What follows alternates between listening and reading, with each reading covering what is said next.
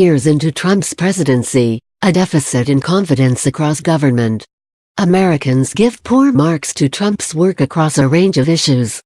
2 years into Donald Trump's presidency, and after a month-plus partial shutdown, a wide deficit of confidence marks public views of the government in Washington. Americans give poor marks to Trump's work across a range of issues, yet broadly mistrust the opposition as well.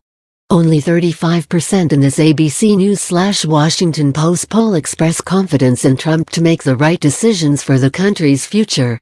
64% don't trust him in this central task. But it's no better for the Democrats in Congress, 34-65%.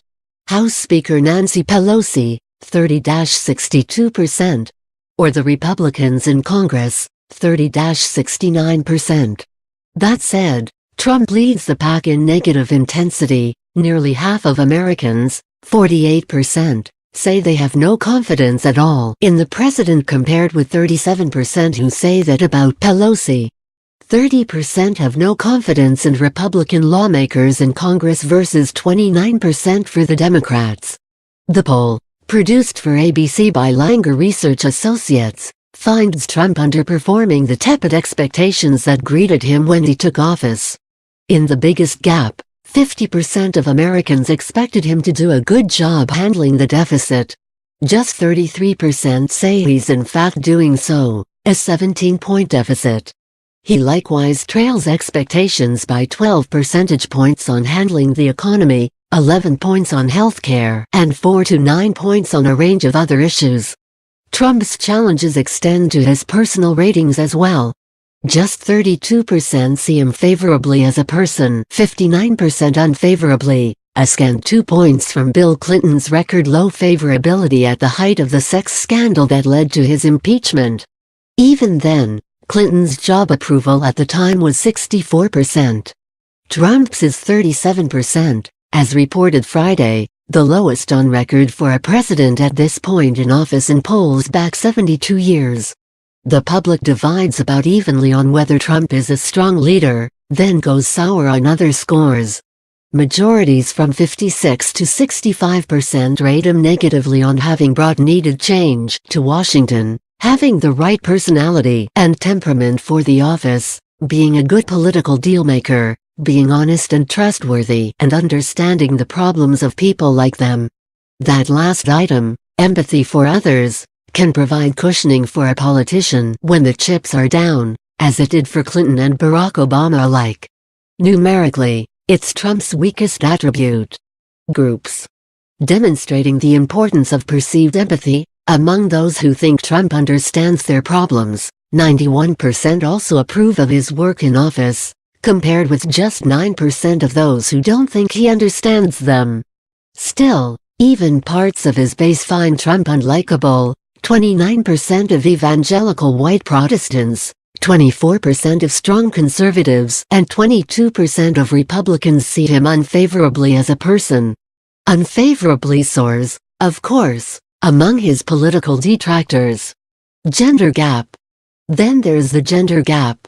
As reported Friday, a new low of 27% of women approve of Trump's job performance, compared with 49% of men. A vast gender gap. It holds on other measures as well. Men rate Trump more positively than women across personal attributes. In the biggest split, 48% of men say Trump is good at making political deals, while 25% of women agree. Similarly, 43% of men have confidence in Trump to make the right decisions for the country's future, versus just 28% of women. Indeed, 57% of women have no confidence in him at all, compared with 39% of men. And, in the most basic measure of personal popularity, minus 42% of men, but only 24% of women see Trump favorably as a person. Instead, 55% of women see him strongly unfavorably versus 35% of men. Gender divisions exist even within party lines. Among Democratic men, for instance, 21% see Trump favorably as a person. Among Democratic women, it's 5%. There's also a 16-point gap between independent men and women.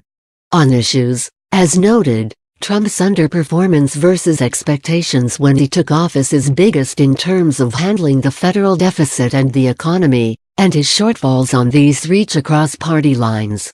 While 87% of Republicans expected him to do an excellent or good job on the deficit, 67% now think he's done so, a 20-point gap. It's 25 points among independents and 12 points among Democrats.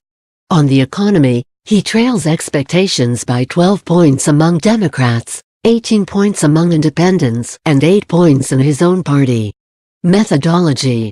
This ABC News/Washington Post poll was conducted by landline and cellular telephone January 21 to 24, 2019, in English and Spanish, among a random national sample of 1,001 adults.